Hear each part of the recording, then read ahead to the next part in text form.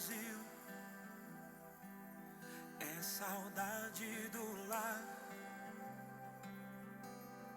vendo a luz sumir, deixando a noite nascer. Sinto vontade de estar bem ali, bem ali, onde é o meu lugar, é ali onde eu quero estar, bem ali, bem ali, onde é o meu lugar, é ali onde eu quero morar.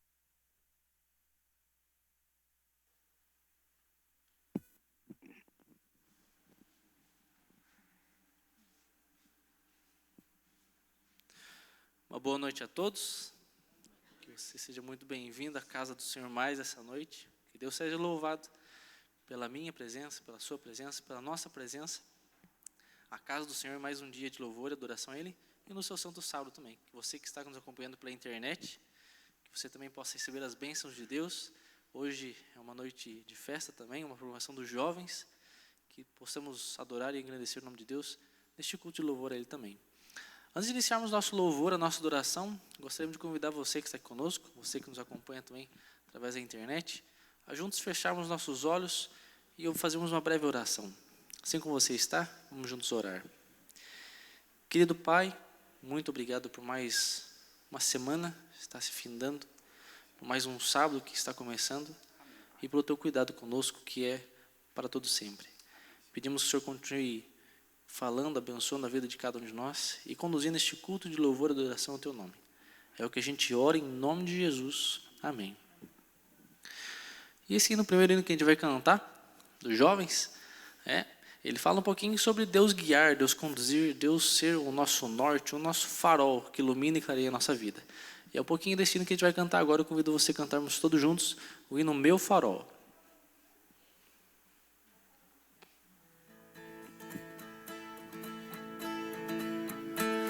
Nas batalhas comigo estás, e quando caio não me deixarás.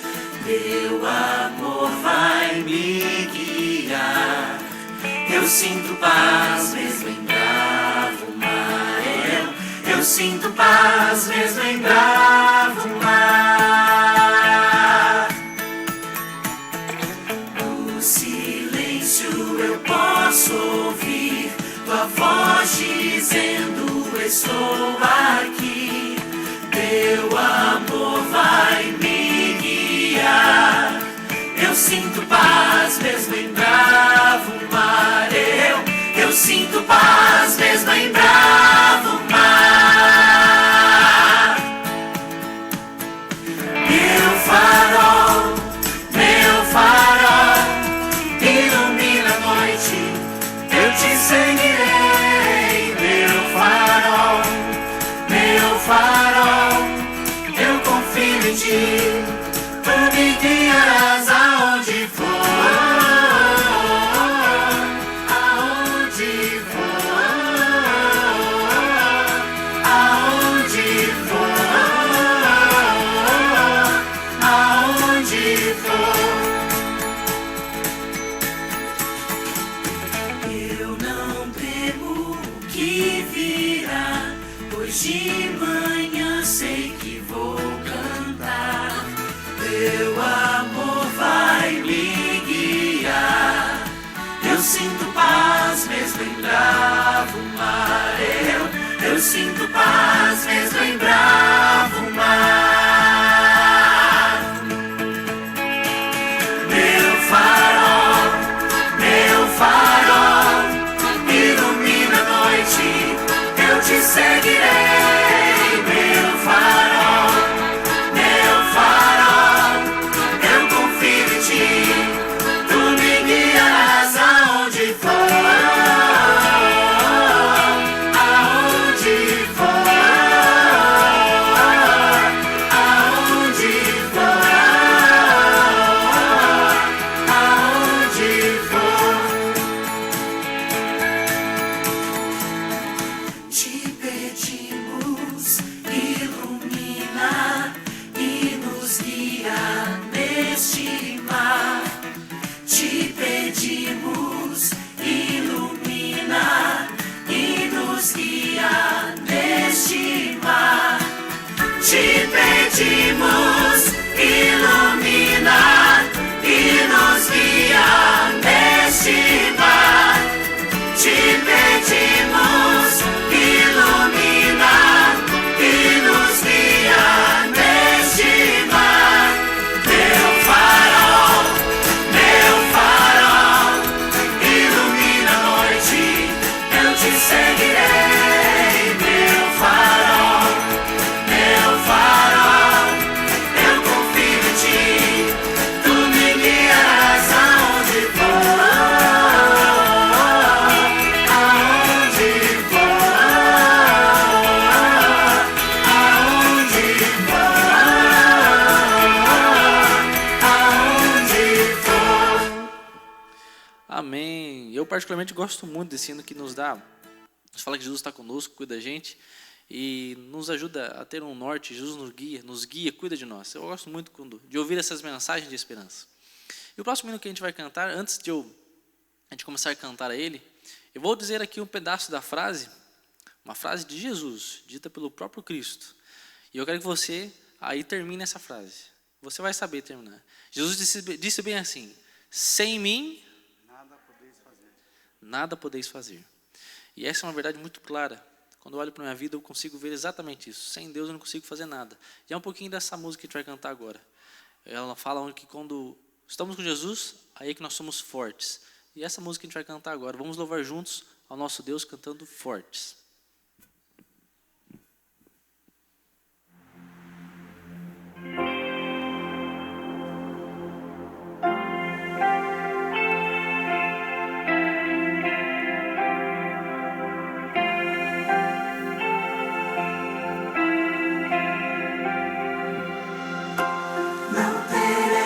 Temor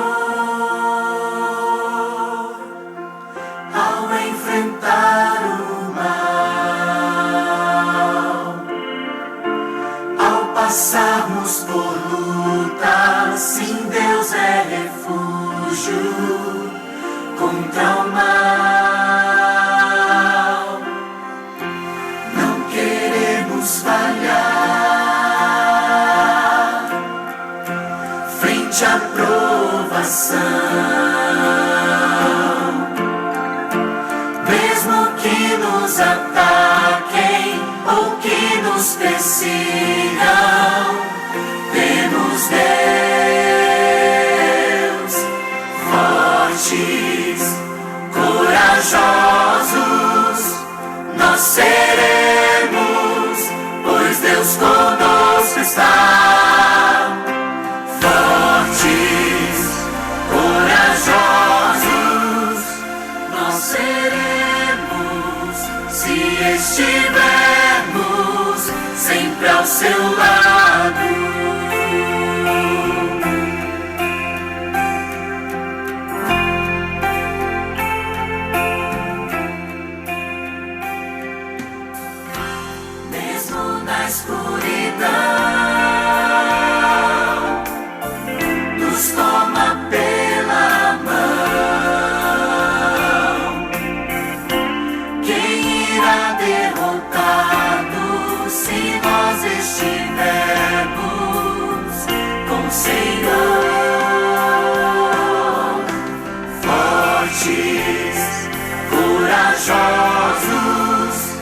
Nós seremos, pois Deus conosco está.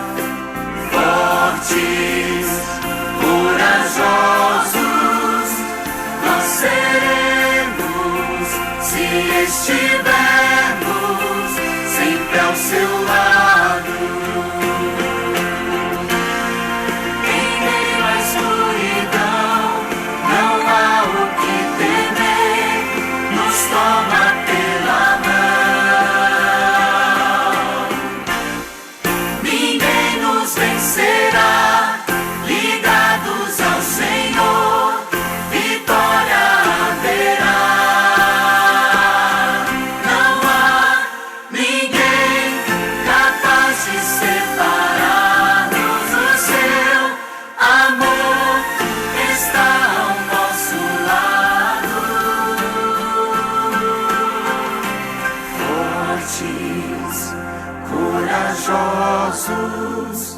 Nós seremos, pois Deus conosco está.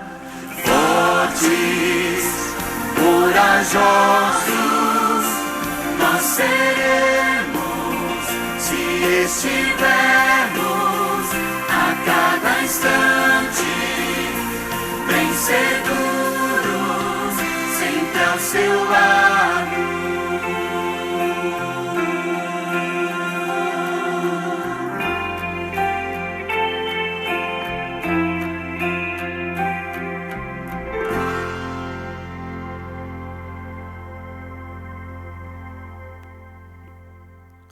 Amém. No ministério de Jesus, Jesus acabou de citar essa frase que a gente acabou de completar aqui, mas existe uma frase também que Jesus disse durante seu ministério, e essa é uma pura verdade, você também deve conhecer. Ele disse assim: eu sou o caminho, a verdade e a vida. Com essa pequena frase nós conseguimos entender que Cristo, nós podemos defini-lo como tudo. E nós, como pessoas, como cristãos, seguidores de Cristo, nós podemos entender racionalmente que nós devemos fazer não menos do que tudo por Ele, porque Ele fez tudo por nós. E é esse hino que a gente vai cantar agora. Eu queria convidar vocês a se colocarem em pé, você que está aqui conosco, você que está através da internet, cante junto conosco. Nós iremos cantar o hino Tudo por Ele.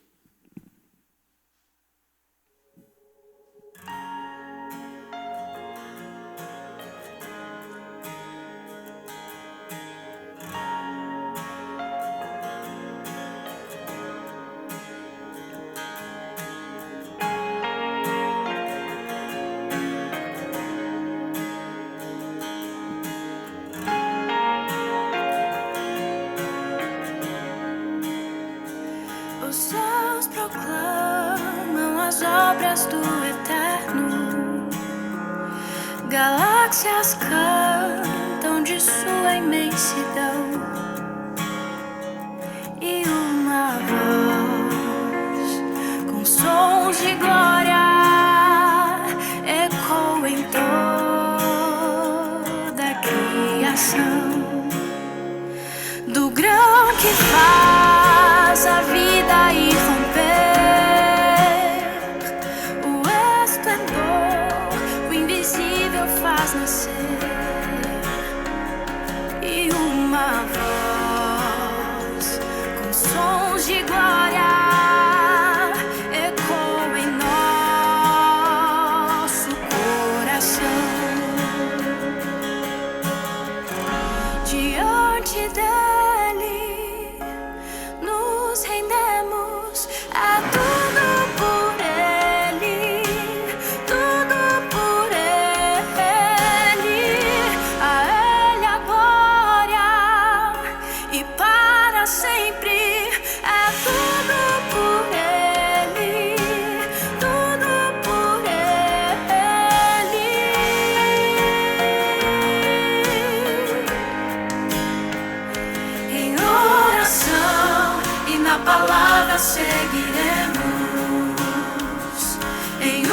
só corpo rendido à missão,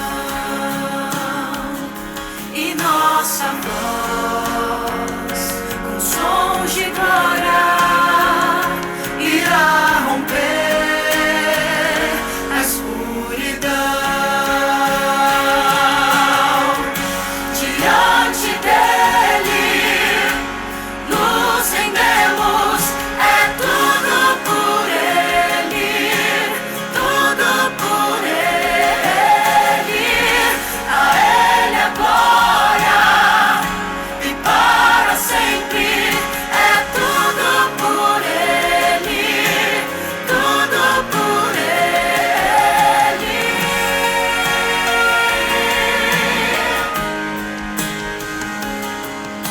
A ele a honra, a glória e o louvor, que o reino seja em nós e nossa vida só por ele. A ele e seja que o reino seja em nós e nossa vida só por ele. A ele a honra, a glória e o reino seja em nós, nossa vida só por ele. Diante dele nos rendemos, é tudo por ele, tudo por ele. A ele a glória para sempre, é tudo por ele, tudo por ele. A ele a glória e para sempre, é tudo por ele, tudo por ele.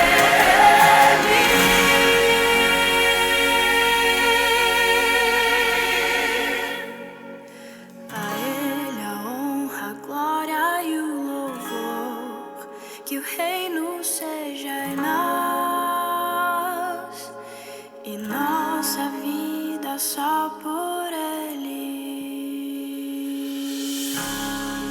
Amém.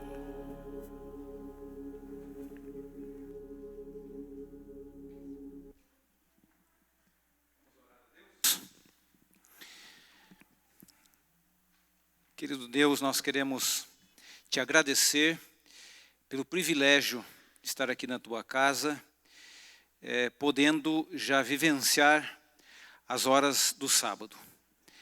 Seja presente conosco, obrigado pela boa música, e agora que vamos ouvir uma música especial também.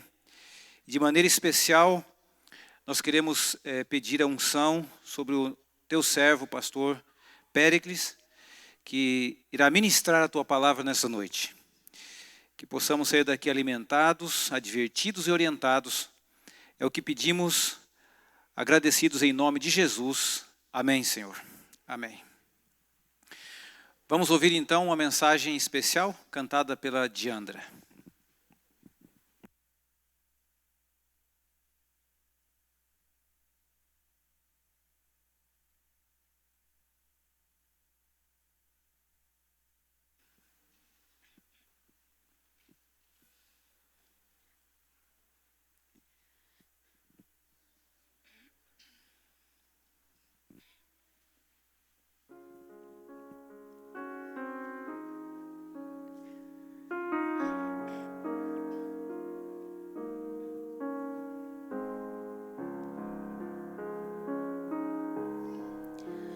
O Senhor é meu pastor, o meu guia e rei. O Senhor é a força e a luz do viver. Ao seu lado eu sempre estarei.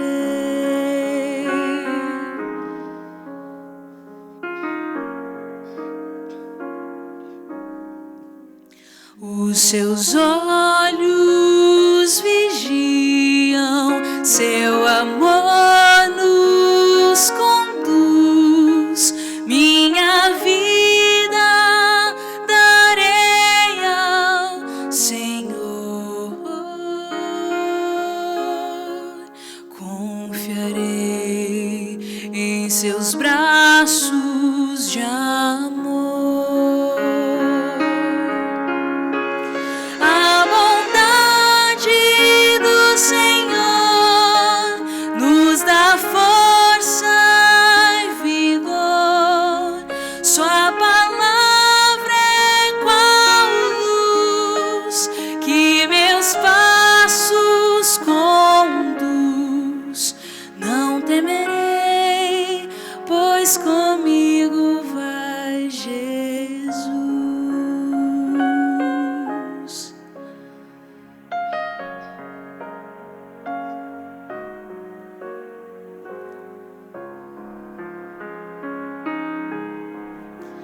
O Senhor é meu pastor, o meu guia e rei. O Senhor é a força e a luz do viver. Ao seu lado eu sempre estarei.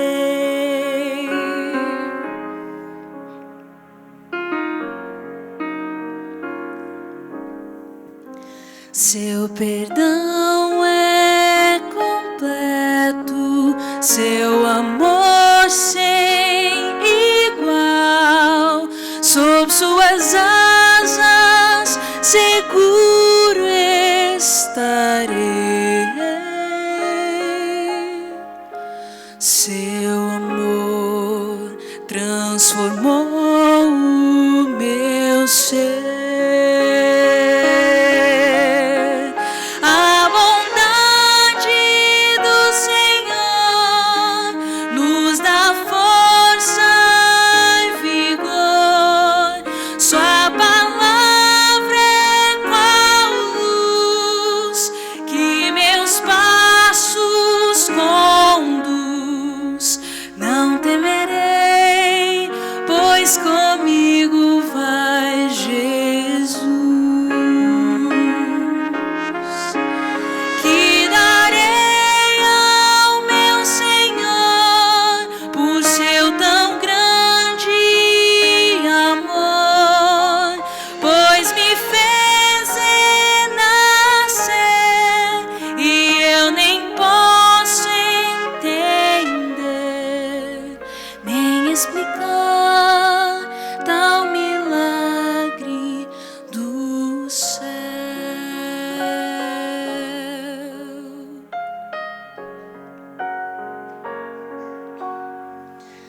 Dar a vida ao maior pecador que sou eu.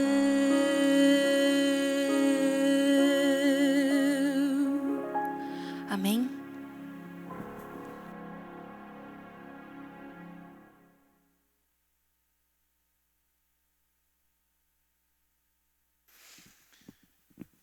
Muito bem.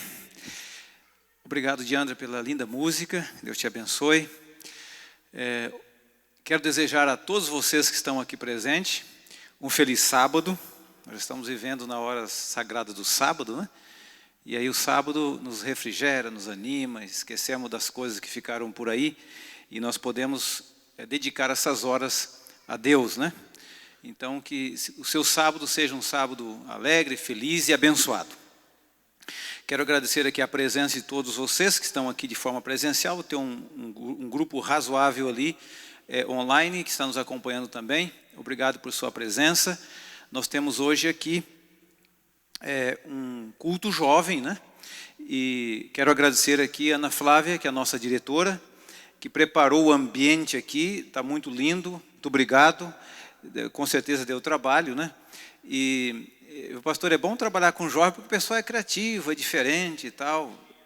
Tem força e deixa, muda todo o ambiente, essas coisas. Obrigado, Ana Flávia. Sua equipe, com certeza, estiveram juntos aqui. Muito obrigado, que Deus te abençoe e continue te usando. Ana Flávia tem sido uma bênção para nós aqui, a nossa diretora aqui da Igreja Central, né? Por favor, pastor, aqui está o pastor Péricles, que é conhecido de todos vocês já, na verdade. É o nosso líder jovem da associação. Pastor, é um prazer receber você aqui. E eu espero que você continue sendo uma bênção para nós, para a juventude da associação. E que sempre que puder, as portas estão abertas aqui nas nossas igrejas para você nos ajudar, nos orientar aqui e animar essa juventude aqui, tá bom? Que Deus te abençoe nessa noite. Obrigado por sua presença e seja sempre bem-vindo conosco aqui, tá bom? O momento é seu, que Deus te abençoe, viu?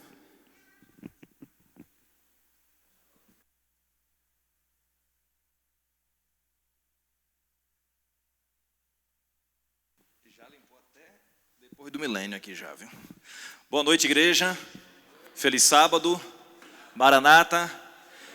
Eu sei que a máscara inibe, abafa e deixa um pouquinho o volume lá embaixo, mas vamos lembrar que este é mais um sábado na presença de Jesus e menos um sábado para nunca mais sair da presença dele, amém? Então, aquele texto que diz, alegrei-me quando me disseram, vamos à casa do Senhor, porque mesmo em meio à pandemia, com responsabilidade e equilíbrio, nós podemos e devemos dar glórias a Deus pelo privilégio de ainda termos liberdade religiosa para vir ao templo adorar publicamente e expressar nossa fé. Para quem conhece profecia, sabe que é ainda, porque vai acabar. Enquanto não acaba, Deus seja louvado, porque nós estamos aqui, amém? E aqueles que não puderam vir, que a bênção seja extensiva a cada um deles. Estamos transmitindo pela internet, que Deus abençoe você também que está assistindo pela internet, agora no ao vivo, depois no gravado, você que está acompanhando aí porque recebeu um link, ou porque achou e não sabe como, enfim. Eu te convido a ficar com a gente, de repente alguma coisa que a gente vai falar aqui, um louvor, pode ser uma resposta de Deus para a sua vida, quem sabe. Então fique esperando e Deus vai te abençoar, tá bom? Igreja, embora um ou outro possa ainda me conhecer, mas pastor, eu já estive aqui para visitar Caleb, eu já estive aqui para evento de congresso jovem do distrito, mas para a igreja, primeira vez que recebo o convite, viu? Então, muito obrigado pelo privilégio de poder estar aqui. Amanhã nós vamos passar, amanhã não, mais tarde, né? Daqui a pouco, 9h30 na Alvorada, ou seja, na Alvorada nós vamos para a Alvorada, é isso? E depois a gente vem para cá? 9h30 lá, 10h15 aqui. E à tarde, 16 horas aqui, o nosso treinamento missionário. Maravilha. Então tá bom. Deus abençoe cada um de vocês mais uma vez. Bíblia, deixa eu ver a sua Bíblia, irmão. Mostra a sua Bíblia aí para mim. Deixa eu ver a sua Bíblia, Bíblia. Rapaz, o povo aqui é bom de Bíblia. E quando não tem, tá junto, tá autorizado a colar hoje, né? Eu tô com a minha Bíblia e a minha Bíblia do Fortes, né? Linda. Quem tem essa Bíblia? Alguém tem essa Bíblia aqui? Tem uma pessoa lá atrás que tem uma Bíblia, graças a Deus. Tá? Gente, essa Bíblia aqui é a Bíblia missionária que foi preparada pela Casa Publicadora Brasileira. O miolo, o conteúdo é a Bíblia missionária. E tem 2 estudos, o Ouvindo a Voz de Deus e o Revelações de Esperança, que é o estudo do Apocalipse, né? Um tem 21 lições, que é o do Apocalipse, o outro tem 27 lições, que é o Ouvindo a Voz de Deus. O do Apocalipse vem com uma interatividade bem bacana, vem com um ícone que, se você baixar um aplicativo chamado Apocalipse RA, que foi desenvolvido pela divisão sul-americana, e você baixar esse aplicativo no celular e mirar a câmera nesses estilos QR Codes que tem ali no livro do Apocalipse, vai vir uma imagem na tela do seu celular, uma realidade aumentada em 3D, de algumas figuras simbólicas do Apocalipse. É bem interessante, bem interativo. Eu estou dando um estudo bíblico sobre o Apocalipse, a menina que trabalha lá em casa, então todas as quintas eu vou na casa dela, dou um estudo bíblico para ela, e eu mostro lá, é incrível. Para a gente estar acostumado a ver essas imagens, essas coisas, né, parece que não tem impacto nenhum, mas quando a gente mostra um dragão lá, um negócio doido saindo com um bocado de cabeça, chifre para tudo que é lá, derramando sangue, aí, nossa, o que é isso? Calma, que nós vamos explicar, fica tranquilo, porque não é para ter medo, e sim esperança. A Bíblia também tem concordâncias, tem as cadeias temáticas do Apocalipse, tem tabelas, é muito bacana essa Bíblia missionária. Então, a gente pegou esse miolo e personalizamos a capa com o tema do Ministério Jovem da Paulista Sudoeste, que é o nosso território aqui. E o tema é Fortes, basado em 1 João 2,14, finalzinho do texto, que diz: Jovens, eu vos escrevi porque sois fortes e a palavra de Deus. já venceste o maligno e a palavra de Deus permanece em vós. Então aqui, ó, gente. Então está aqui, ó. Jovens, eu vos escrevi porque sois fortes. E nós temos um brado no Ministério Jovem, que é juntos somos mais fortes. E a gente colocou aqui, ó. Juntos somos mais fortes. Então jovem gosta de personalizar, mas não é só jovem não, né? Na verdade tem 2 tipos de jovens na Igreja Adventista do Sétimo Dia. A sigla JA abrange todos. A primeira significa jovem adventista e a segunda sigla JA é jovem antigo. Até a categoria do nosso querido pastor, né? Mas todos estão incluídos, né? O que vale, de fato, é sabermos que nós temos um privilégio de sermos adventistas do Sétimo Dia, porque como adventistas do Sétimo Dia nós temos uma mensagem puramente bíblica, é o Evangelho Eterno de Mateus capítulo 24, verso 14, e é a mesma mensagem que tem que ser pregada lá em Apocalipse 14, as 3 mensagens angélicas. Nós temos o privilégio de conhecer, mas junto com o privilégio nós temos a responsabilidade. A gente vai conversar um pouco mais sobre isso amanhã a partir das 16 horas. Né? O que é ser um remanescente? Será que estar na igreja remanescente me faz um remanescente? Então a gente vai conversar um pouquinho sobre isso no nosso treinamento missionário. E hoje nós vamos falar sobre um tema, amigo, no Apocalipse, porque o Apocalipse toda a Bíblia é extraordinária, é óbvio, mas se tem 2 livros que o povo que vive no tempo do fim deve conhecer de maneira profunda. No Antigo Testamento é o livro de Daniel e no Novo Testamento é o livro do Apocalipse. Eles se casam, são livros proféticos que preparam de maneira específica, sobretudo o Apocalipse, uma geração para viver os últimos momentos da história deste mundo e encontrar-se com Jesus. Ninguém disse amém. Não, forçado assim, irmão, nem vale também, viu? Então, olha só, o Apocalipse prepara uma geração para viver os últimos momentos e se encontrar com Jesus. Eu não sei quanto tempo falta para Jesus voltar. E isso também não é o que vai definir a nossa salvação. O mais importante não é o quando ele vai voltar, mas o como está a nossa vida hoje, aqui e agora. Por muito tempo, não sei se vocês já ouviram isso, mas eu já ouvi, pastor Oswaldo, alguns pregadores dizendo assim, cuidado, porque se Jesus volta hoje e te pega fazendo isso, você está perdido. Eu não sei se vocês já ouviram alguém falar assim. Eu já nasci no lar cristão, no lar adventista, então eu tenho 33 anos de idade, então eu passei por muita coisa nessa igreja, e eu vi muito pregador falando sobre o 8º rei, dizendo que a gente não tinha nem mais 10 anos aqui na terra, enfim, que Jesus já tinha que voltar, e um negócio assim, bem dispensacionalista e por aí vai. Mas muitos chegavam e diziam, cuidado, porque se Jesus volta agora, imagina ele voltando agora, o que você está fazendo? Amigo, coloca uma coisa na sua cabeça. Se porventura Jesus volta agora, nesse exato momento, esse teto aqui voa, e Jesus volta agora, está lá nas nuvens dos céus, o seu destino eterno já foi traçado por um evento que está no passado chamado fechamento da porta da graça. Se ele está voltando agora, o evento está no passado. Ok? Se ele está voltando agora, o evento está no passado. Fechamento da porta da graça. Então o seu destino eterno já foi traçado. Não é na ocasião da volta de Jesus. É antes. Ou um outro evento chamado morte. Porque quando a gente morre, morre também o poder de decisão. Então esse negócio...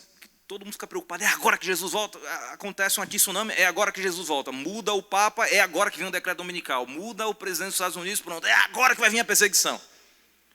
Eu acho que é menos dispensacionalismo, mais convicção da fé e preparação diária. Por quê? Porque o que vale é o como você está hoje, aqui e agora. Todos nós enfrentamos desafios na vida espiritual, certo ou errado? Todos nós. A mensagem de hoje é para quem está sofrendo ou para quem ainda vai sofrer. Ou seja, todos nós. Porque se a gente não está sofrendo, mesmo que já tenha sofrido, a gente ainda vai sofrer nesse mundo. Mas o grande desafio para o cristão e para o jovem cristão, e não só jovem cristão, mas a igreja, é aprender a olhar com os olhos da fé. Eu já ouvi isso trocentas vezes na igreja também. Nós temos que ter um olhar da fé, olhar com os olhos da fé e ter fé, mas o que é isso? É saber onde focar a nossa atenção. A gente pode focar no problema, se preocupar somente com o problema, e ainda se preocupar com possíveis problemas que podem derivar desse problema inicial, talvez nem aconteça, mas nós já estamos sofrendo também com eles. A famosa ansiedade. Aí a gente entra num território de desequilíbrio, de perca de fé, de convicção, desvio do olhar de Cristo. A gente apostata, a gente negocia princípios e por aí vai. E tem um bocado de jovens saindo da igreja hoje por causa de um diploma, de um jogo desigual, das luzes do mundo, das propostas e por aí vai. Trocando o céu pelo quê mesmo? Coisas assim, irrisórias. Mas por quê? Porque não aprenderam talvez a olhar com a perspectiva correta para o Evangelho. Abra sua Bíblia em Apocalipse capítulo 2. O livro do Apocalipse, com seus 22 capítulos, ele é no mínimo extraordinário. E eu gosto de conversar sobre doutrina e profecia com os nossos jovens, porque é isso que vai dar base para a fé de cada um deles. Apocalipse capítulo 2, nós vamos ler dos versos 8 ao verso 11.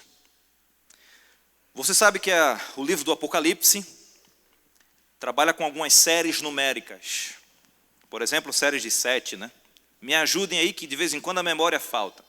Quais são as séries numéricas de 7 do Apocalipse? 7 igrejas, 7 selos, 7 o quê? Trombetas, 7... Eu não estou conseguindo entender daqui. 7 pragas, você falou pragas? Foi? Se não foi, foi agora. 7 pragas. 7 o que mais, gente? Tem mais alguma coisa ou não? Tem uma série de 7 que não foi revelada para nós, né? Quando João foi escrever, Deus disse, não, fica quieto, só entre mim e ti aqui. 7 trovões, muito bem. Uma distinção rápida, antes da gente ler aqui o Apocalipse 2, do verso 8 ao 11. Existem 2 categorias de séries de 7. A primeira categoria é uma série histórica, ou seja, 7 eras históricas que o cristianismo deveria passar. São elas, 7 selos, 7 igrejas, 7 trombetas. Mas a outra categoria é série de juízos divinos, ou seja, não envolve uma linha do tempo, não são eras do cristianismo, que o cristianismo ia ter, mas são juízos de Deus sobre a terra, que são as 7 pragas, né? Não são 7 momentos da história, não, são 7 juízos divinos sobre os ímpios. O que é curioso sobre a primeira categoria de série, que é a série histórica, as 7 igrejas, 7 selos e 7 trombetas, é que todas elas terminam com o mesmo evento. E que evento é? A volta de Jesus. Como é que a Igreja Adventista do Sétimo Dia estuda a Bíblia? Nós vamos pelo conceito gramático histórico, ou histórico gramático. O que é isso? Nós levamos em consideração, ao estudarmos a Bíblia, algumas questões como do tipo, quem escreveu, para quem escreveu, o que de fato queria dizer, que língua foi utilizada, então quais são os conceitos daquela gramática, daquela literatura, daquela língua. Nós levamos em consideração o paralelo com a história, o desenrolar da história. Não é a história explicando a Bíblia, mas é a Bíblia explicando a história, norteando a história e a história confirmando a Bíblia. Maravilha. Tem o nome da pessoa aqui? Ou é aquela música lá? Tá ok. É? Então tá bom. Você conversa aqui com o pastor, qualquer coisa, você me avisa. É que a gente fez um meio bolado aqui, pastor. A informação não chegou no meu ponto antes aqui. Eu combinei outra coisa. Mas vai vendo aí, tá bom? Então vamos lá. Onde é que eu estava mesmo, irmão? Nem vocês sabem mais? Então o sermão está terrível. Muito obrigado. Então a linha gramático-histórica leva em consideração o texto, a gramática, a língua, quem escreveu, momento histórico, econômico, social, porque tudo isso pode influenciar a mente do autor, a escrita, símbolos que vão fazer mais significado para quem viveu naquela época ou para quem estava inserido na cultura religiosa daquela época, daqueles dias. E por isso que a gente volta a um estudo mais sério e profundo e detalhado da Bíblia, e é por isso que, como adventistas do sétimo dia, nós não forçamos a Bíblia a dizer o que nós queremos que ela diga, que é o famoso exegese. Nós estudamos de forma a permitir que a Bíblia diga o que ela quer dizer. Isso é a exegese com X.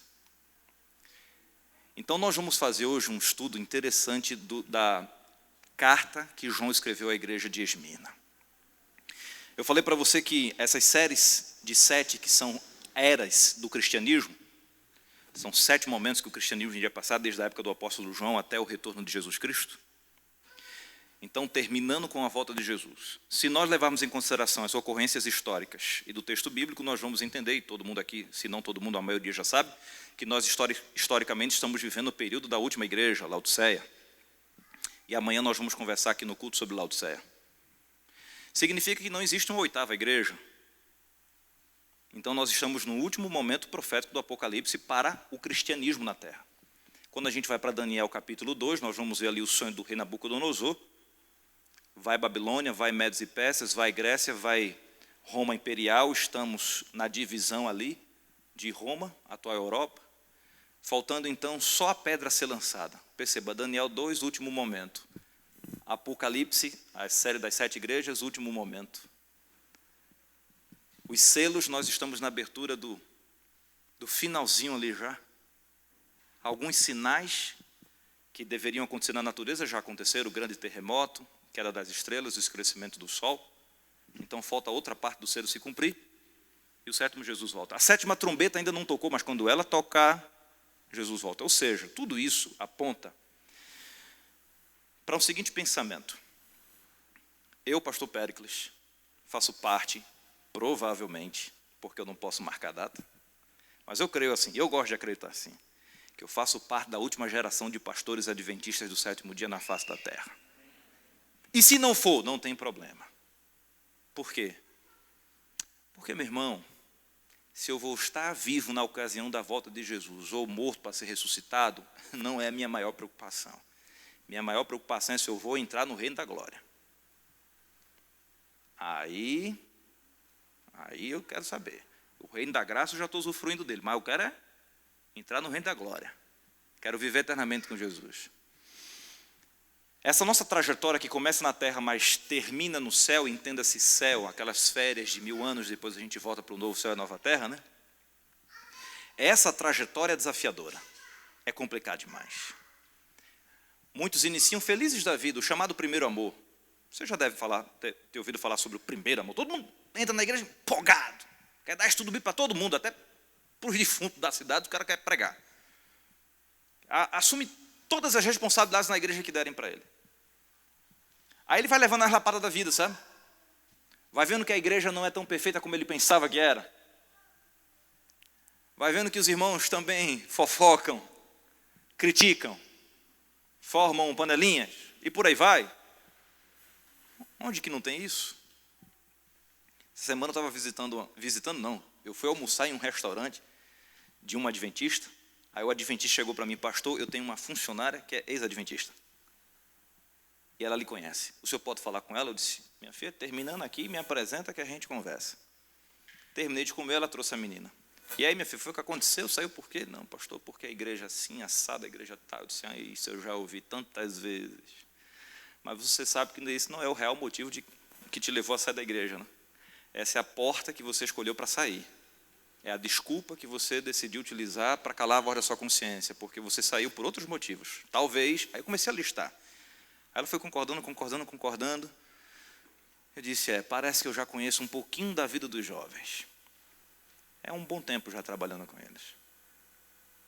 E eu perguntei assim no final, o que é que está faltando então para voltar, se você já sabe que fora não há salvação? Não que a salvação esteja dentro da igreja, mas o conceito que alguns têm na cabeça, eu abandonei a igreja, não foi a Cristo. Não acredito muito nisso, porque uma das ordens do Senhor é congregai-vos. Se eu não estou seguindo a ordem do Senhor, eu estou nitidamente em rebelião contra Deus. Então sim, eu abandonei a igreja e estou abandonando a Cristo. Vai voltar quando? Não sei, pastor disse, eu sei. Hoje, filho. Você vai entrar em contato com o seu pastor distrital, vai resolver sua vida, e eu vou lhe rebatizar. Combinado? Combinado. E eu fico pensando, nossa, bastou uma conversa guiada pelo Espírito Santo. Muitos estão saindo por desculpas. Os problemas reais estão encobertos muitas vezes até para a visão deles. Então nós precisamos primeiro entender como nós nos mantemos na fé, para poder ajudar outros também a se manterem. Porque se eu não sei como me manter na fé, se eu não aprendo a ter maturidade espiritual para me manter na fé, na alegria e nos desafios, eu vou cair fora. assim como outros vão cair.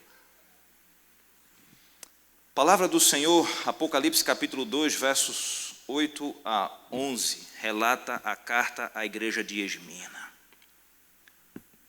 Vamos ler aqui.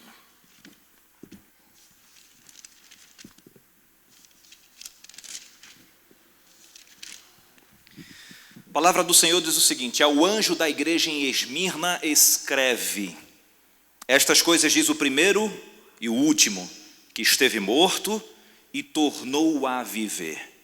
Conheço a tua tribulação, a tua pobreza, mas tu és rico, e a blasfêmia dos que a si mesmos se declaram judeus e não são, sendo antes sinagoga de Satanás. Não temas as coisas que tens de sofrer. Eis que o diabo está para lançar em prisão alguns dentre vós para ser disposto à prova. E tereis tribulação de 10 dias. Ser fiel até a morte e dar-te-ei a coroa da vida. Quem tem ouvidos, ouça o que o Espírito diz às igrejas. O vencedor de nenhum modo sofrerá dano da segunda morte. Vamos lembrar, reforçar alguns conceitos sobre as 7 igrejas. Não existiam só 7 igrejas na Ásia Menor, existiam mais do que 7. Por que Deus escolhe 7 então? Ele tinha interesse em apresentar os 7 períodos históricos que o cristianismo ia passar, ok.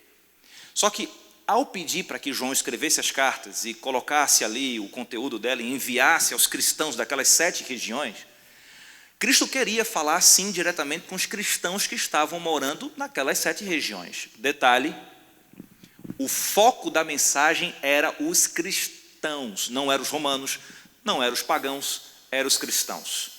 Se o foco da mensagem era os cristãos, então o foco da mensagem continua sendo para nós, ok? Primeiro momento de aplicação da mensagem para os cristãos que viveram naquela época. Deus tinha conselhos e repreensões também, como também tinha promessas. Uma aplicação profética. Deus queria apresentar características fundamentais que o povo dele, o cristianismo, iria adquirir e representar ao longo da história. Desde uma fé pura e inabalável, Éfeso, até uma fé morna, Laodiceia. Quem eram os cristãos que moravam em Esmirna? Aí a gente precisa um pouquinho de contexto cultural, político e religioso. Nós poderíamos encontrar pelo menos 3 grupos de habitantes em Esmirna. Primeiro, romanos. Por quê? Porque aquela região da Ásia Menor, nos dias do apóstolo João, era dominada pelo Império Romano, ponto. Então os romanos habitavam ali, mas não só habitavam, comandavam Esmirna. E isso é interessantíssimo, porque quem comanda uma cidade acaba, querendo ou não, emplacando nessa cidade seus próprios conceitos, pensamentos e filosofia e cosmovisão. Então o que imperava em Esmirna não era o conceito e cosmovisão cristã, era o pagão, por causa do Império Romano. Então, ser cristão em um local dominado por um império pagão, pergunto, seria fácil ou difícil? Difícil, já começa aí. Isso é interessante a gente buscar como informação para a gente tentar criar um clima. Como era ser um cristão em Esmirna? Difícil. Quer piorar a situação? A Bíblia deixa claro aqui na carta que existiam judeus. Só que a informação que ele dá sobre os judeus é o seguinte: se dizem ser judeus, mas são antes sinagoga de... O que é que está escrito aí? Ok, vamos lá para o conceito de sinagoga. O texto bíblico para entendermos isso vós sois o templo do Espírito Santo. Tudo bem? Então nós somos templos, sinagogas. Eu não acredito em templo desabitado. Ou seja, olha o que eu acredito. Fique livre para acreditar comigo ou não. Eu não acredito em templos desabitados. Ou você está sendo habitado pelo Espírito de Deus e sua vida está sendo guiada pelo Espírito de Deus, ou você já entendeu. Não está vago, não está vazio. Você, nesse momento, ou constantemente está sendo habitado pelo inimigo de Deus, pelos demônios, e sua vida está sendo guiada pelos demônios. Se você está sendo guiado pelo Espírito de Deus, você é um servo de Deus e um instrumento nas mãos de Deus. Se você não está sendo guiado pelo Espírito de Deus, então você não é um servo de Deus e nem um instrumento na mão dele. É o contrário, é um instrumento nas mãos do inimigo de Deus para atazanar a vida dos filhos de Deus. Por isso que a carta diz assim: eu sei que esses judeus que se dizem ser judeus, na verdade, são sinagogas de Satanás. Então já está claro, são instrumentos de Satanás. Se são instrumentos de Satanás, olha só, Satanás está usando os pagãos romanos e os judeus, que se dizem ser judeus, mas estão trabalhando contra o cristianismo, tudo para atazanar a vida do cristão em Esmirna. Você acha que um cristão em Esmirna teria os melhores empregos da cidade? Não. As coisas não seriam fáceis. Inclusive, a carta de Esmirna fala sobre perseguição, apresentando um período na história, de maneira específica, 303 a 313, 10 anos de pura perseguição aos cristãos daquela região. Se eles estavam sendo perseguidos, significa que nem mais direito a emprego eles tinham. Então, eles tinham recursos sobrando ou faltando? Então, começa a descrever então, a possível situação de um cristão. Não tem emprego, é perseguido, falta-lhe comida, tem que sair dos centros, das zonas habitadas, vai para as zonas rurais. A vida não era fácil. Nem todo mundo teria fibra para ser cristão em Esmirna. Sabe por quê? Porque hoje perde o emprego, já abandona o princípio, porque fica desesperado com as contas que estão se acumulando. Aparece uma oportunidade de emprego que trabalha o sábado, ele olha para o céu e diz, Deus entende, e vai trabalhar. Sim, amigo, Deus entende, quem não entende é você. Isaías 58, 13 e 14. Se desviares o pé de profanar o sábado, de cuidar dos teus próprios interesses no meu santo dia, se chamares ao sábado deleitoso, o santo dia do Senhor, digno de honra, e o honrares, não seguindo os teus próprios caminhos, não pretendendo fazer a tua própria vontade, nem falando palavras vãs, então, promessa condicional, eu te farei cavalgar sobre os altos da terra e te sustentarei com a herança de Jacó teu pai, porque a boca do Senhor o disse. E como diz uma música gospel por aí, tem preciosidades, não é tudo, mas você tira umas pérolas. Deus não é homem para mentir. Se ele prometeu que vai pagar a conta da sua fidelidade, ele vai pagar. Se você for fiel. Você entendeu? É uma bênção condicional. Mas não apertou aqui, o cara já abandona a fé. O conselho bíblico é, não vai pelo caminho do jugo desigual. O indivíduo vai, não quer esperar, não quer confiar na promessa do Senhor, quer se aventurar, pode dar certo? Pode, mas pode dar muito errado? Também pode. Qual que é a orientação de Deus? Não. Aí eu vou fazendo concessões aqui, vou abrindo mão ali e por aí vai. Nem todo mundo que pertence a essa igreja aqui, teria fibra para ser cristão em Esmirna. Imagina você ter que... Quem tem casa própria aqui? Levanta a mão. Imagina você ter que deixar a sua casa. Mas não só quem tem casa própria, casa alugada também, deixar o conforto do seu lar, deixar o seu carro, ou sua bicicleta, e ter que viver fugido, escondido, porque se disser que é cristão, morre, é preso e por aí vai. Existe um padrão de apresentação nas cartas, entenda. As cartas têm 4 etapas. Tem algumas exceções, mas explico já. Todas as cartas Deus se apresenta de uma forma diferente. Só que as apresentações de Deus no início da carta diz respeito ao contexto do cristão naquela região. É incrível. Nós vamos entender, por exemplo, de Esmirna hoje. Depois da apresentação, ele dá os parabéns, ele elogia, se tiver algo para elogiar. Só tem 2 igrejas que não recebem elogio, as outras 5 recebem. Depois do elogio, ele puxa a orelha, ele vai chamar a atenção. É uma coisa que eles estão fazendo errado. Só 2 das 7 não recebem repreensão também, as outras 5 recebem. Depois que ele se apresenta, dá o elogio, dá a repreensão, ele termina, sabe como? Isso acontece em todas, dando uma promessa. Isso é legal. Isso sempre mostra que Deus, no final de tudo, mesmo você não prestando, Ele quer salvar você. Ele ama você, Ele não vai desistir de você, a menos que você desista dele. Na carta de Esmirna não existe repreensão, então é a apresentação, e ele se apresenta como? Ele diz assim, ó, eu sou o primeiro e o último. Em outras palavras, eu sou tudo. Te falta o quê? Tudo? Se você disser que sim, então você não entendeu. Então você não me tem na sua vida. Porque, irmão, se você tem Jesus na sua vida, você tem? Mas não. Vamos ser sinceros? Na prática, gente, eu muitas vezes esqueço dessa regra básica. Na prática, nós simplesmente somos iguais ao povo de Israel num deserto. Está faltando isso, está faltando aquilo, eu não tenho isso, eu não tenho aquilo, e isso, e aquilo outro. Você tem Jesus? Se a resposta for sim, então você tem tudo. Então ele já começa dizendo, eu sou tudo. Então se você me tem, é tanto que na carta aqui no português está entre parênteses, mas tu és rico, não está aí? Depois de ser da sua dificuldade, pobre, mas tu és rico. Por quê? Porque a nossa riqueza, irmão, não está ligada necessariamente aos bens materiais da terra. Isso é passageiro. A nossa riqueza, e aí a gente tem uma frase tradicional no meio adventista, diz assim, eu sou rico da graça de Deus. É isso que Jesus está querendo dizer. E ele ainda se apresenta assim, e estive morto, e o quê?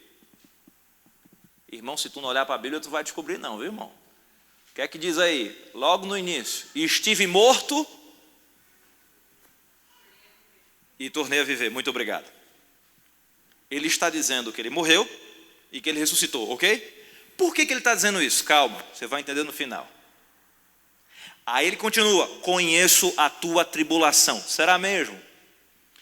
Perceba, como é que era mais ou menos o percurso para essa carta chegar na mão de um cristão lá em Esmina? João escreveu em um pergaminho, em um papiro, enfim. Deu na mão de um mensageiro. O mensageiro teve que atravessar 55 quilômetros de água, porque é o que separava Patmos do continente, a atual Turquia. Tinha que chegar na cidade, tinha que procurar o líder dos cristãos naquela cidade, que era um bispo cristão, e tinha que dar um jeito de reunir o povo, alguns deles para ouvirem a carta, porque não tinha um WhatsApp, e-mail, ou seja lá o que for. Então eles tinham que pegar a carta e ler para quem estivesse perto. Era uma dificuldade estratosférica. Vamos supor que conseguiu reunir, sei lá, uns 10, 15, não sei, 20, não sei. Numa situação assim bem desafiadora, escondido, estava sendo perseguido, né?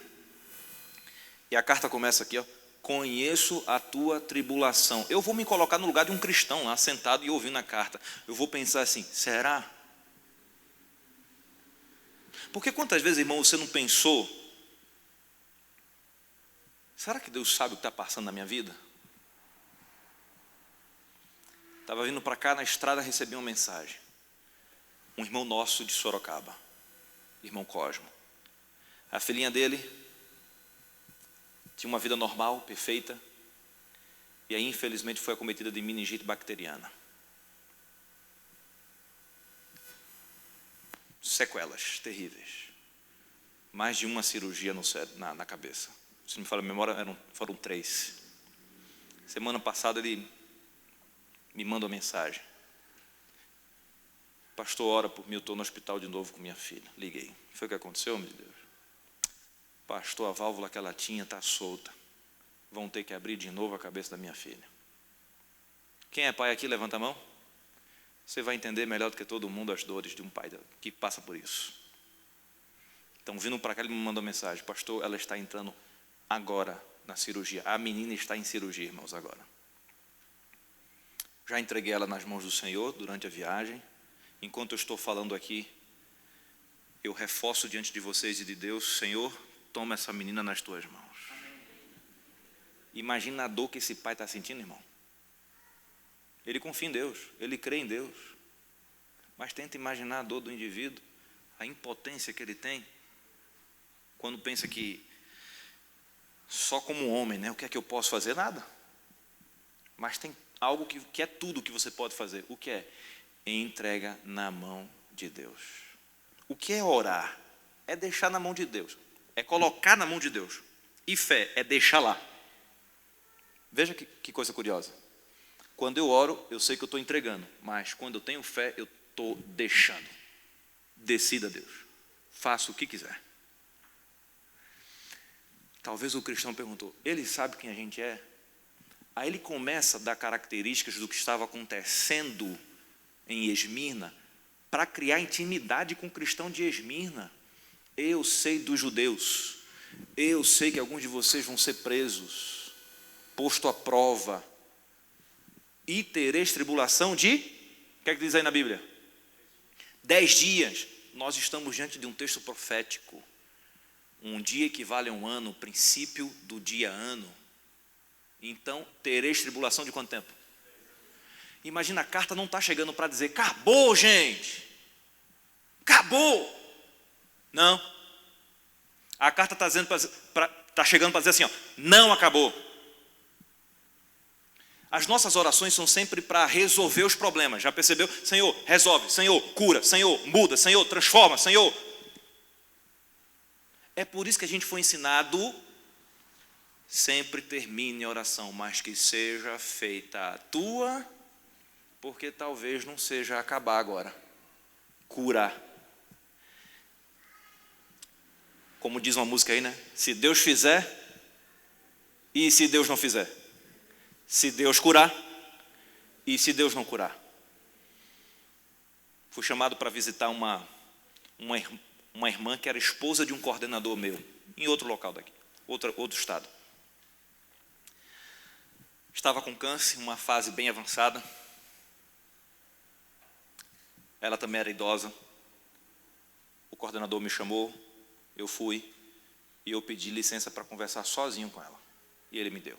E eu fui conversar, depois eu contei a conversa para ele, e isso depois virou um testemunho a favor da confiança. Cheguei naquela irmã, disse, irmã, está difícil, não está? Ela segurou meu braço e começou a chorar. Eu disse, irmã, eu não vou dizer que eu entendo, mas dá para ter uma noção. Está doendo, né? Tá. Aí eu pedi licença e fui ler essa carta de Esmirna com ela. E toquei num ponto só que eu vou chegar aqui agora. Quando a carta chega diz assim, ó, eu sei que alguns de vocês vão ser presos. Vamos ler as entrelinhas? A carta estava sendo lida e os cristãos estavam como vocês, possivelmente parados, sentados ou em pé e prestando atenção, correto? Jesus estava dizendo que alguns de vocês iam ser presos. Jesus sabia quem? Jesus sabia quem? Mas Jesus disse quem? É claro que ele não diz, às vezes não. Por quê? Imagina Jesus dizendo para Pedro, larga tudo aí, deixa a rede, barca e me segue, tu vai morrer crucificado mesmo de cabeça para baixo?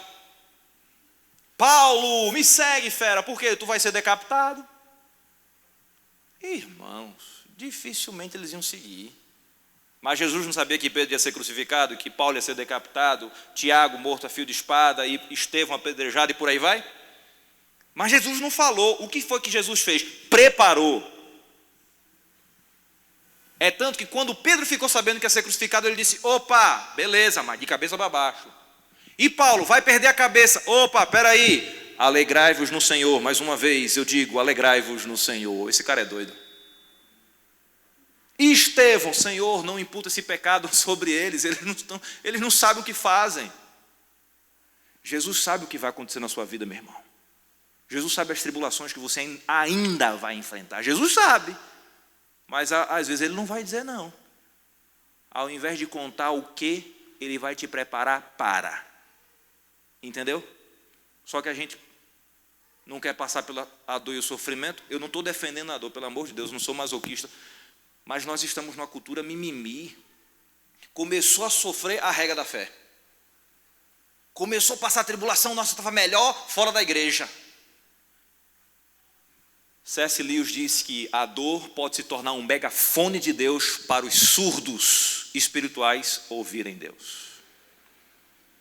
Vou colocar em outras palavras, a dor pode ser um instrumento nas mãos de Deus para moldar o seu caráter. Aí você começa a sofrer já. Calma, filho, tem coisa que você só vai aprender sofrendo mesmo. Que a gente é assim, dura serviço. Só que Jesus disse assim, ó, tereis tribulação de 10 dias, vai doer ainda. Haverão outras prisões, outras perseguições. Amigos, para terminar, Jesus disse assim, ó, aquele que for fiel até a morte, dar-te o quê? É linda essa mensagem, ou não é? Mas aprenda a ler nas entrelinhas. Alguns vão ser presos. perseguição vai continuar mais 10 anos. Ser fiel até a morte. Alguns vão. Quer dizer que Jesus, quando me pegarem e me amarrarem na estaca para morrer queimado vivo, o Senhor não vai mandar um anjo para me livrar? Não. Quando forem me colocar para ser morto, comido, dilacerado por uma fera, o Senhor não vai me livrar? Não. E aí? Mas e ainda assim, você, irmão, continuaria amando e confiando em Deus? Eu disse, minha irmã, eu vim aqui para orar pela sua cura, é óbvio. Mas e se Deus não curar?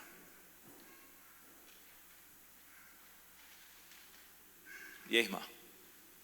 A senhora ainda vai amá-lo? Chorando, ela fez assim. Eu disse, então, irmã, a sua fé é suficiente. Deixa agora Deus ser Deus e decidir. E a gente orou. E entregou. Poucos dias depois a mensagem veio. Pastor, a irmã descansou no Senhor. Descansou? Foi. Mas foi no Senhor mesmo. Sabe quando você vai para acalentar o coração de alguém e animar alguém e é você que sai animado? Pela fé que você viu. E você pede assim, Senhor, se um dia eu estiver no leito de um hospital, eu quero ter essa fé. Se eu estiver diante de uma provação, eu quero ter essa fé aqui, Senhor. Essa fé. Por quê? Porque é o que vale no final de tudo é a fé. Por isso que Jesus termina a carta dizendo assim, ó, o vencedor não sofrerá o dano da segunda morte. Gente, isso é teologia profunda. Jesus não prometeu livrar da primeira. Mas que morte é essa? Se Jesus não voltar nos próximos 200 anos, todo mundo aqui vai estar morto, correto? Mas essa morte não define o nosso destino eterno, correto? Mas a segunda morte decide o destino eterno. Por quê? Porque essa segunda morte é só para os ímpios. Jesus está dizendo assim, ó, ainda que o pior aconteça. Porque na escala de preso, perseguido, preso e morto, eu creio que o último seja o pior, por causa do Evangelho.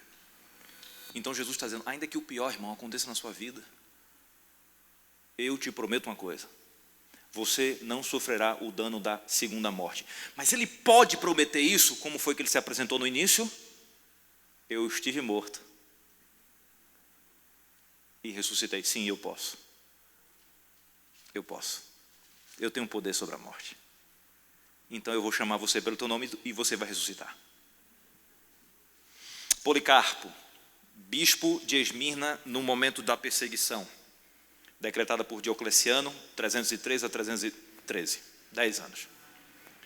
Prenderam ele numa casa de fazenda afastada, mas antes de levá-lo, ele pediu para orar. Antes de vocês me levarem, posso orar? Que isso, o cara pediu para orar. Ele foi orar. A oração não está relatada, mas se fosse eu, Policarpo sabia que ia ser preso e morto, porque ele não ia abandonar a fé.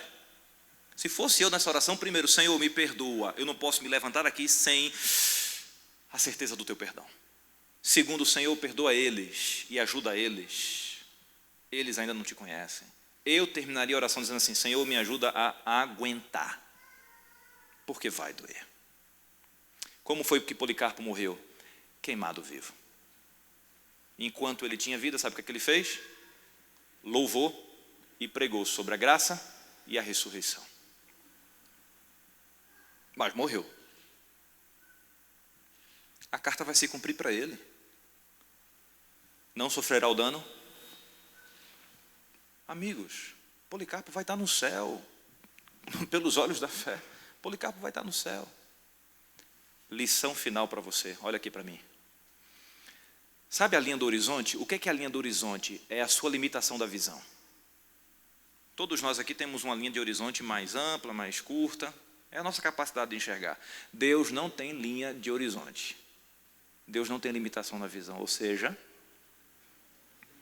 Deus quer que você, pela fé, enxergue como Ele enxerga. Tente entender que depois do sofrimento vem coisa boa para você. tenta entender que tem algo reservado para mim e para você. Não termina aqui. Não é só isso. Por mais que doa, por mais que seja desafiador, não é só isso. Então olhe além do horizonte. Não foque no problema, foque naquilo que Deus tem reservado para mim e para você. Pode ter perseguição? Sim. Prisão? Sim. E morte? Sim. Mas isso não significa que Ele te abandonou, não. Ele sabe quem é você, Ele entende você. Ele está preparando você. E ainda que o pior aconteça, irmão, se você está precisando de cura e a cura não vier, ainda assim você amará o Senhor? Porque o Senhor continuará sendo o Senhor, independente do que aconteça. É o seu desejo permanecer fiel como Policarpo permaneceu? Então vamos orar por isso? Feche seus olhos e oremos. Senhor nosso Deus, obrigado porque nessa parte escura do sábado, início do dia sagrado, nós ouvimos, Senhor Deus, uma mensagem bíblica que nos diz que nós vamos enfrentar sim problemas, passaremos sim por aflições, mas nós devemos e podemos ter bom ânimo, porque quem tem Jesus tem tudo, e quem confia nele, ainda que morra, viverá. Senhor, nós não sabemos quanto tempo falta ainda para te vermos face a face, mas uma coisa é certa: se andarmos pela fé e olharmos além do horizonte, nós estaremos preparados para, por mais terrível que seja a tormenta, mais à frente nós vamos ver o sol brilhar e viver eternamente com Jesus. Nos dê essa fé, Senhor, inabalável. Coloco nas tuas mãos a filha do Cosmo, Senhor, mais uma vez. Seja Deus na vida dela, decida o rumo da história dela. Em nome de Jesus nós oramos, amém.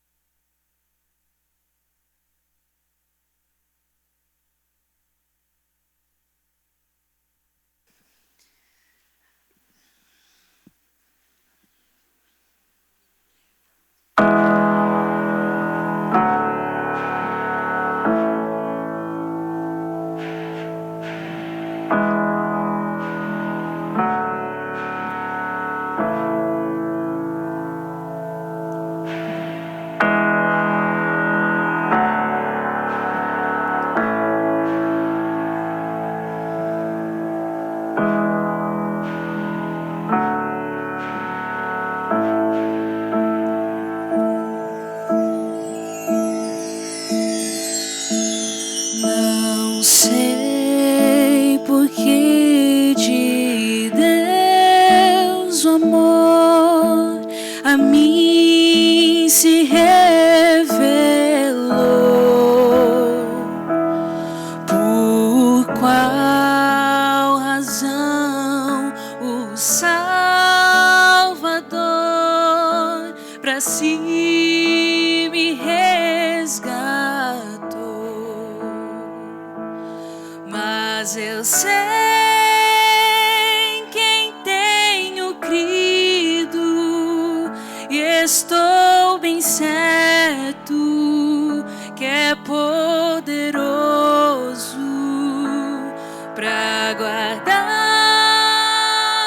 o meu tesouro até o fim chegar. Não sei o que de mal ou bem aqui enfrentarei. Se maus ou áureos dias vêm, se lutas eu terei, mas eu sei em quem tenho crido e estou bem certo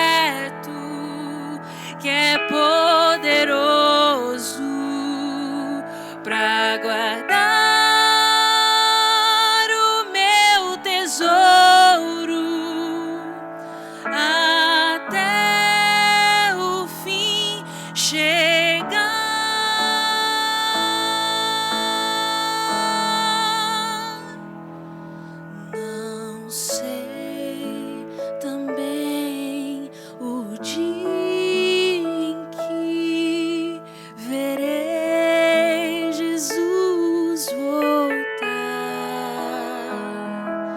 se de manhã, se à tarde vem pra me levar ao lar, mas eu sei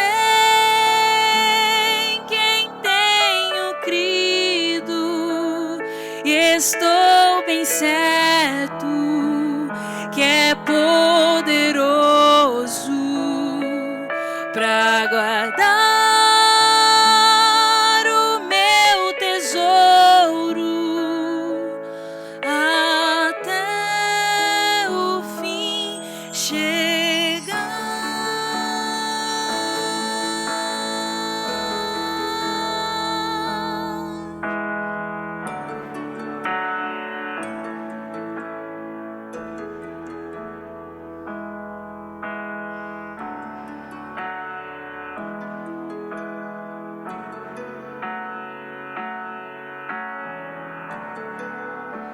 Até o fim chegar, verei Jesus.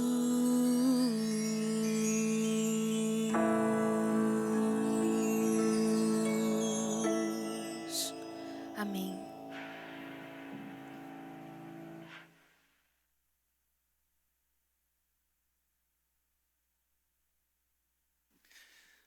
Posso ficar aqui embaixo? Ok. Queridos, vamos nos colocar em pé, vamos fazer a oração final. Eu acabei de receber aqui, de ver uma mensagem, na verdade, do irmão Cosmo.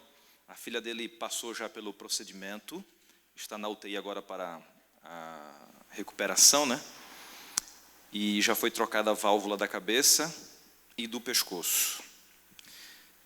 Agora ela vai ficar na UTI em observação. Ele colocou aqui, ó, mais uma vitória para o nosso Deus. Amém? Deus seja louvado. Deus seja louvado.